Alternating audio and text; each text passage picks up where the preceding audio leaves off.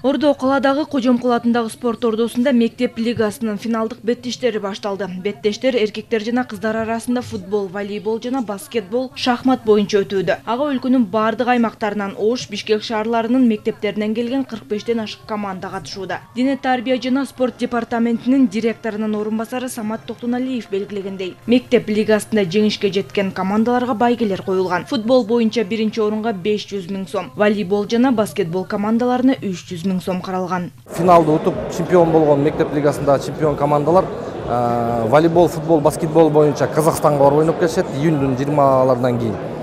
Шахмат боюнча балдар Сочи жана Өзбекстанга барышат да. Ошол жака барышып ойнобойт, тур кылышат да, Сочиде ойын болот.